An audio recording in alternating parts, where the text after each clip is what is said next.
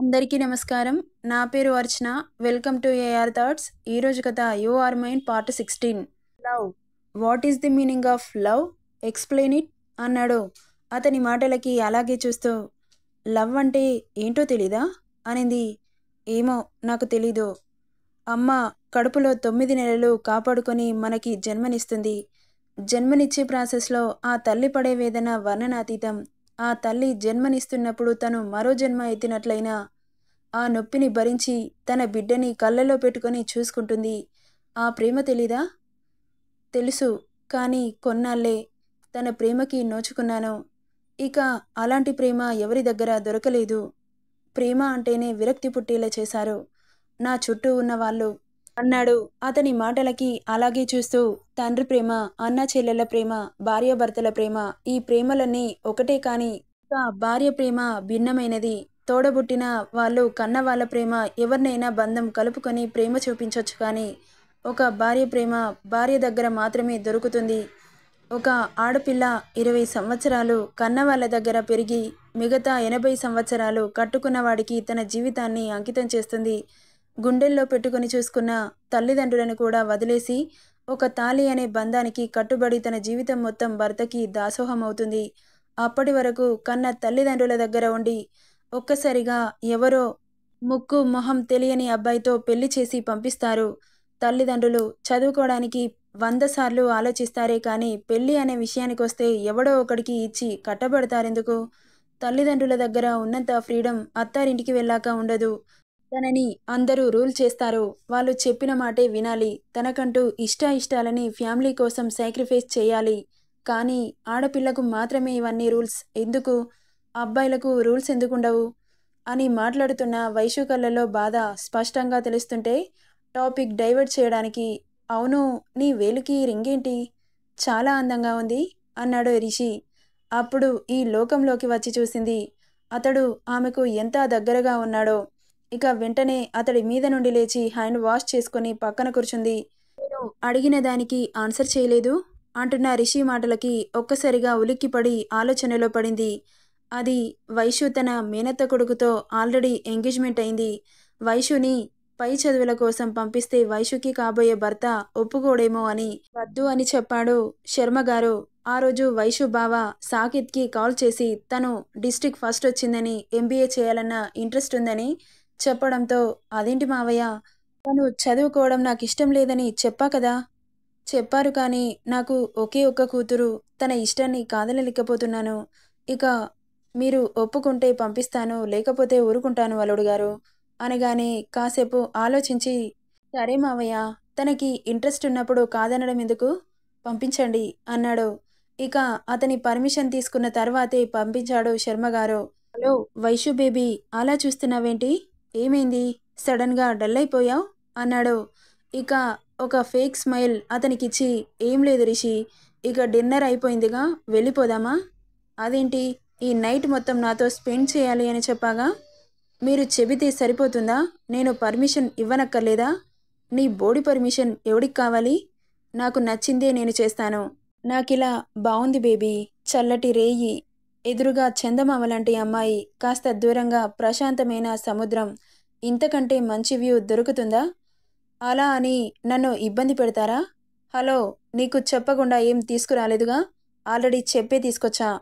నువ్వు ముందే ప్రిపేర్ అవ్వాలి. నాకిక్కడికి వచ్చాక నీ సాకులేవి నేను వినదలుచుకోలేదు అంటూ ఆమె చెయ్యి పట్టుకొని ముందుకు నడుస్తున్నాడు. అప్పటి వరకు గందరగోళంగా ఉన్న మనసు కాస్త అతను చెప్పిన వాతావరణాన్ని ఎంజాయ్ చేయడం మొదలుపెట్టింది. ఇసుకలో నడుస్తూ అప్పుడప్పుడు కాళ్ళని తడిమి వెళ్లే అలలు. ఆ క్షణం చాలా నచ్చేసింది వైషుకి కూడా. కానీ తెలియకుండానే వేరే వాళ్ళు తనని రూల్ చేయడమే నచ్చట్లేదు. వాళ్ళు ఏం చెబితే అది నేనెందుకు వినాలి? ఎందుకు వినాల్సొస్తుంది? ఇలా ఆలోచనలు బుర్రంతా తినేస్తున్నాయి. దూరంగా సాకేత్ వైషుని చూసి ఒక్కసారి స్టన్ అయ్యాడు. అసలేంటిది? తను నా మరదలేనా? మోడ్రన్ డ్రెస్లో ఎవడితో తిరుగుతుంది? నిజంగా నేను తప్పుగా చూస్తున్నానా, లేక వైషునే కనిపిస్తుందా అని కళ్ళు నలుపుకొని మరీ చూస్తున్నాడు. తను వైష్ణవిలాగే అనిపిస్తుంది. ఇక వెంటనే శర్మగారికి కాల్ చేశాడు సాకేత్. చెప్పండి అల్లుడు గారు, వైషుతో మాట్లాడాలి. తన నెంబర్ నా దగ్గర లేదు. ఒకసారి సెండ్ చేస్తారా మావయ్య? అవునా బాబు, సరే, నేను పవన్కి చెప్పి మీకు నెంబర్ పంపించమని చెబుతాను అని చెప్పి కాల్ కట్ చేసి పవన్కి కాల్ చేశాడు శర్మగారు. చెప్పండి పెదనాన్న, ఒకసారి సాకేత్ బావగారికి వైశ్య నెంబర్ కావాలంట, పంపించు పవన్. సరే పెదనాన్న. ఇక సాకేత్ మొబైల్కి నెంబర్ రావడంతో క్షణం ఆలస్యం చేయకుండా వెంటనే ఆ నెంబర్కి కాల్ చేశాడు. మొబైల్ రింగ్ అవుతుంటే లిఫ్ట్ చేసింది ధాత్రి. హలో, ఎవరు అనింది. నేను సాకేత్ని మాట్లాడుతున్నాను ధాత్రి, వైశ్య ఉందా అనగానే ఒక్కసారిగా ఒళ్ళంతా చెమటలు పట్టేశాయి ధాత్రికి. ఏం చెబుతుంది? ఎవరో అబ్బాయి పిలిస్తే వెళ్ళింది అని చెబుతుందా? అది బావగారు అని నసుగుతూ ఉంటే అతనికి కన్ఫర్మ్ అవుతుంది వైషు నిజంగానే ఎవరో అబ్బాయితో తిరుగుతుంది అని. ఇప్పుడు తను రూమ్లో ఉందా లేక బయటకెళ్ళిందా అన్నాడు అనుమానంగా. ఒక్కసారి గుండె జల్లుమని, అలాగే నసిగితే డౌట్ వస్తుందని, అయ్యో లేదు బావగారు, తను ఇప్పుడే వాష్రూమ్ వెళ్ళింది, నేను బయటకొచ్చాక కాల్ చేయిస్తాను అని కవర్ చేసింది ధాత్రి. నిజంగా తను వాష్రూమ్నే వెళ్ళిందా అన్నాడు మళ్ళీ. అవును బావగారు, ఎందుకలా అడుగుతున్నారు అనగానే, లేదు లేదు, ఊరికే అడిగా. నేను ఆఫీస్ వర్క్ మీద వైజాగ్ వచ్చాను, రేపు తనని కలుస్తానని చెప్పు అనగానే ఒక్కసారిగా షాక్ కొట్టినట్లు అనిపించింది. అవునా, ఎప్పుడొచ్చారు బావగారు అనింది షాకింగ్గా. మార్నింగే వచ్చాను, కి కాల్ చేశాను, తను రాగానే కాల్ చేయించు, వెయిట్ చేస్తాను అని చెప్పి కాల్ కట్ చేశాడు.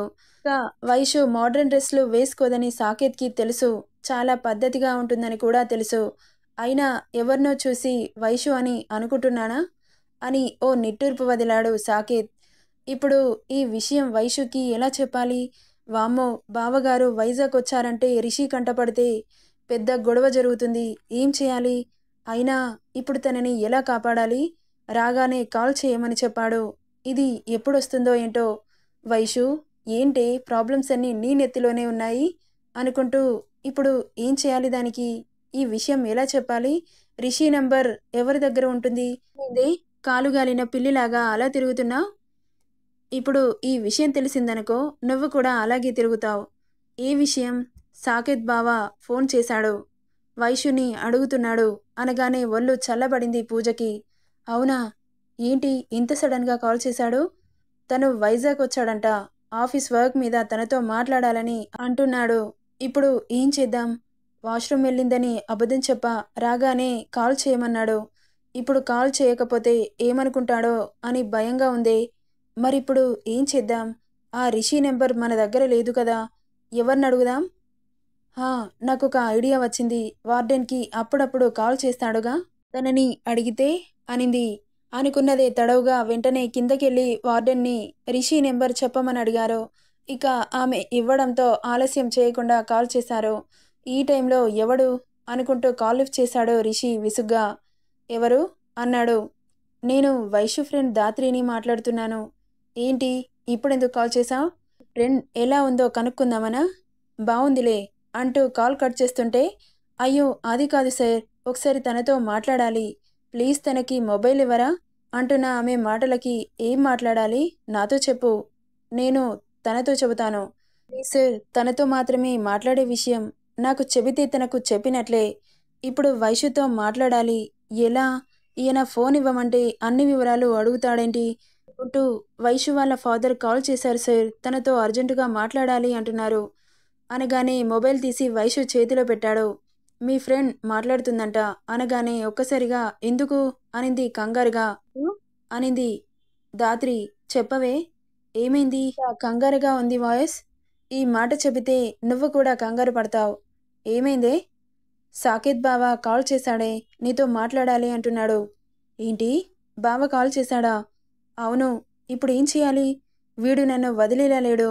నువ్వేం చేస్తావో నాకు తెలీదు. వాష్రూమ్ వెళ్ళావని చెప్పా, త్వరగా వచ్చి తనతో మాట్లాడవే తల్లి. నీకు ఇంకో గుడ్ న్యూస్ చెప్పనా? బావ వైజాగ్ వచ్చాడంట, రేపు కలుస్తా అని చెప్పాడు అనగానే వైషు ఫ్యూజులు ఎగిరిపోయాయి. ఏంటి నువ్వనేది? అవును. ఏంటి, నాకే ఇలా ఎందుకు జరుగుతుంది? ఏమోనే తల్లి, ఏ ముహూర్తంలో వైజాగ్ వచ్చామో కానీ దరిద్రమంతా నీ నెత్తిలోనే తాండవం చేస్తుంది అంటున్న ఆమె మాటలకి ఏడుపు మొహం పెట్టింది వైషు. సర్లే, వాడికి ఏదో ఒకటి చెప్పి హాస్టల్కి వచ్చేలా చెయ్యు, సరేనా? బాయ్ మరి అని కాల్ కట్ చేసింది. ఇక ఏం చెబితే హాస్టల్కి తీసుకొస్తాడో అర్థం కావట్లేదో వైషుకి. ఏమంటుంది? మీ ఫ్రెండ్ నాన్నగారు కాల్ చేశారంట, అడుగుతున్నారు. మనం హాస్టల్కి వెళ్దామా? నాకు కూడా ఒంట్లో నీరసంగా అనిపిస్తుంది అనగానే ఆమెని తీక్షణంగా చూసి, "నీకు నాటకాలు ఆడడం బాగా అలవాటనుకుంటా" అన్నాడు సైడ్ లుక్తో చూస్తూ. అతని మాటకి గుర్రుగా చూస్తూ, "అసలేమనుకుంటున్నావు రిషి? నాకు ఒంట్లో నీరసంగా ఉంది అని చెబుతుంటే అర్థం కావట్లేదా?" అంటున్న వైషు మాటలకి, "ఈరోజు వదిలేస్తున్నా, నెక్స్ట్ టైం అస్సలు వదలను. నువ్వు ఎంత గింజుకున్నా నాతో టైం స్పెండ్ చేయాల్సిందే" అనగానే ఓకే అని తలూపింది. ఇక అక్కడి నుండి బయలుదేరారు. హమ్మయ్య అని గుండెల మీద చెయ్యేసుకుంది వైషు. నెక్స్ట్ ఏం జరుగుతుందో నెక్స్ట్ పార్ట్లో చూద్దాం. ఈ స్టోరీ ఎలా ఉందో కామెంట్ చేయండి friends. Thank you for listening.